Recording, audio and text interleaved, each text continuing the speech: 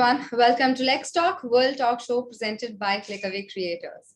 Today we have Mr. S.K.Singhi with us, who is a founder and managing partner at S.K.Singhi & Co. Mr. Singhi completed his graduation from St. Xavier's College, company secretary course before attaining a Bachelor of Law degree. He also commenced his professional career at a prominent Kolkata-based corporate house in 1994, then got appointed as a company secretary, headed the group's capital market division, then got promoted in the organization to address legal matters. Thereafter, he rose to the head of group's legal division as well. Mr. Singhi has handled legal cases of varied complexity, helping catalyze the company's growth. He also kind of left the corporate house to launch an independent law firm in 2009 with the vision to emerge amidst the best law firms in India. Mr. Singhi possesses more than 25 years of rich corporate, commercial, and legal experience and is also an advisor to prominent corporate houses, MNCs, and HNIs.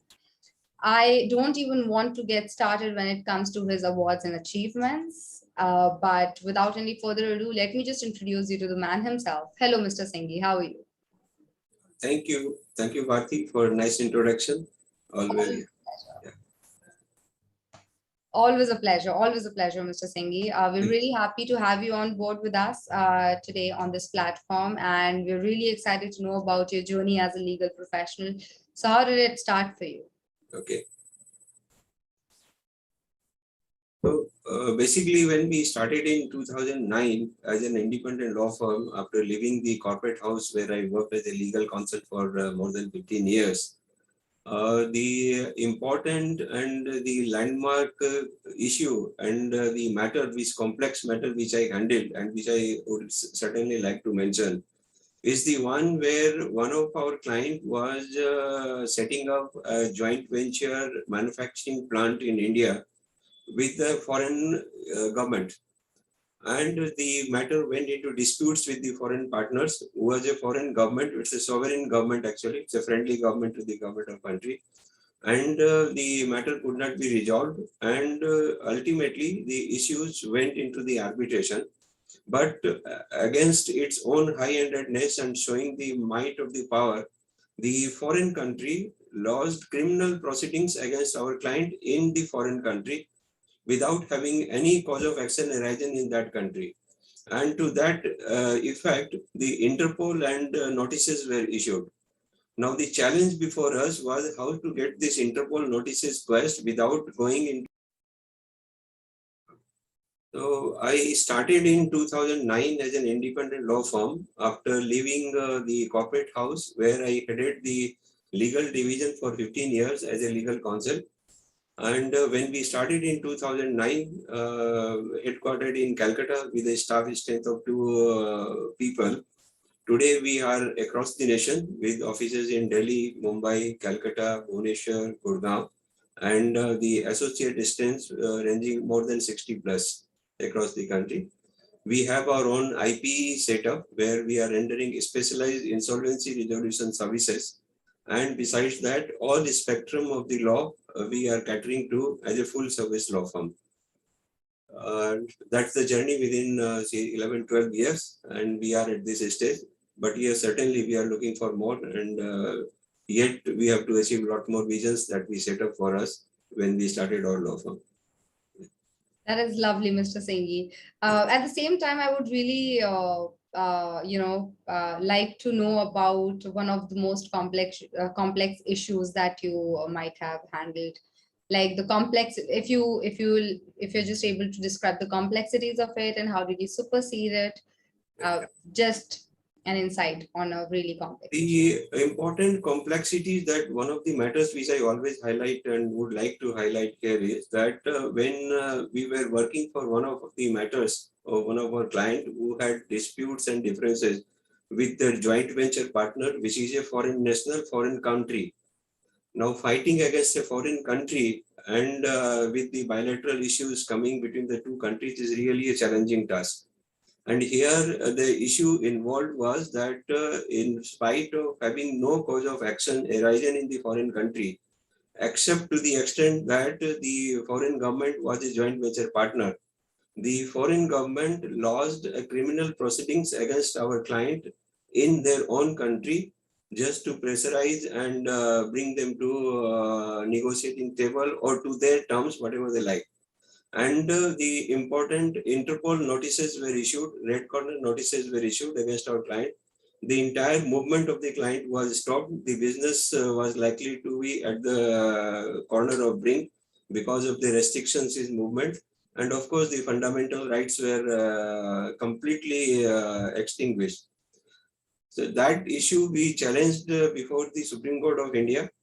And at the same time, the movement of the people was to be freed again, for which we had went to the Interpol headquarters in France. Sitting in the country, we filed the proceedings out of our own research. Our team worked day and night as to how to get this thing done. And ultimately, the two-pronged challenge, one before the France headquarters of Interpol and other one before our own Supreme Court of India, where the major issue involved is whether our own country can at all remit or do anything on the basis of these Interpol notices issued, compromising its own sovereignty. That's the basic challenge which is still pending before the court in our Supreme Court. However, our client has already received the interim protection, both from the Supreme Court as well as from the Interpol headquarters at the France.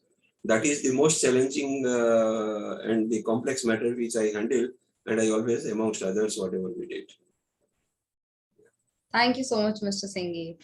Quite complex as a matter of Yes, course. that's right. Now, like I'm one thing that I really want to ask you, because it's related to the pandemic and technology and like everything combined. And we are in this era right now. We are in this time where we're facing a lot of difficulties, but at the same time, things have gotten really convenient for us. So, how do you see this? At the same time, my follow-up question to you would be, and it's kind of related to something that I've asked, that the pandemic has seen a lot of courts, moving towards more remote proceedings. What are your views? Like, is this sustainable and like a possible way to increase the access to justice? Well, it's really a new thing altogether. Nobody ever expected this thing to emerge so fast and grow, and acceptability is so fast. Yes, I certainly believe it is sustainable and possible because the justice really can be increased by sitting at the comfort of your office. You can have a wide and greater access to the world across, whether it is tribunals, whether it is courts and all. But then certainly it has its own challenges also. You need to have better infrastructure. You need to have high frequency Wi-Fi network. Then the training of the stakeholders involved to adapt to the technological changes. And last but not the least, the mindset of the people to adapt to the new technology. These are the big challenges which really require it. But in my opinion, it is really sustainable. And when we're actually talking about the access to justice, how would you rate the current legal system drive towards encouraging the access to justice? Is there like a tangible movement in closing the justice gap that is going on? Well, government and courts both have launched the tangible movement for assessing justice at a larger scale. However, we have still a long way to go. There still exists a lot of gap. It has to be a consistent effort over the years before we really say that it has given results. But of course, the efforts are there and the movement has started. Lovely. And when we are actually talking about technology and pandemic and whatnot, so now in this new era of legal technology, what do you think are like the mostly common use tools for you and for your firm?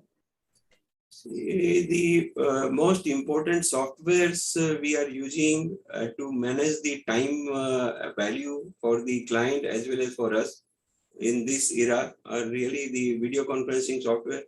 Like presently also you and me are sitting across various continents and discussing and doing. That's a marvelous new era technological advancement only which otherwise we could have never thought it. So we are using a lot of softwares like video conferencing softwares, the real-time billing and time tracking softwares, the merging software, billing softwares, data entry softwares, and all that kind of things we are using. That is how the things are moving. Thank you. Thank you so much for answering that question, Mr. Singhi. Sadly, we are coming to an end of this amazing conversation. But before I let you go, you have more than 25 years of experience in the legal space. And when we talk about time, of course, time is money in any profession, but in legal, it's most of all. How do you ensure that you make the most, like the best of your time as a lawyer? Yes, we understand the How do you value of manage time. it also? I mean, like, Yeah. my main question is how do you manage the No, time and people, right? no, it's not very difficult when you fall into the profession. Then of course you have to manage the things, and then becomes a routine affair. Initially, it really has troublesome, but then you see the moment we saw these things happening, we quickly moved our system from manual to the digitalization across all stages and across all levels in our organization. Today, we are using most of the technological advanced system in our organization, whereby meetings are held online. The electronic mode is used for conferencing. The filings are done on electronic mode, and most of the hearings either in mode or in hybrid mode we are doing it, and that is how we manage our timings better, whether it is manual or whether it is electronic or time value. But of course, the time is very important, and that is how we have to change ourselves, and we have really changed it accordingly. Not only we at this level, but at the down level from the start till the top level in the organization, everyone has adopted to the new system, and they are all managing well to their time. Absolutely. Yeah. So basically, you also mean to say that adapting to the time and the changes along the way is the most important thing. Absolutely right. Absolutely. All right. Thank you. Thank you so much, Mr. Singhi. It was a lovely conversation with you, and it was a pleasure having you with us today. I'm really looking forward to having a chat with you again on some other trending topics in the legal space sometime soon. Till then, please take care of yourself and thank you so much once Thank again. you. Thank you. Thank you. And for our viewers, if you like this chat with Mr. Singhi, please like and share this video and do not forget to subscribe to the YouTube channel that we have to kind of appreciate what we do, and you have more coming from industry legal leaders like Mr. Singhi. This is Bharti for LexTalk signing off. Till then, take care. Bye-bye.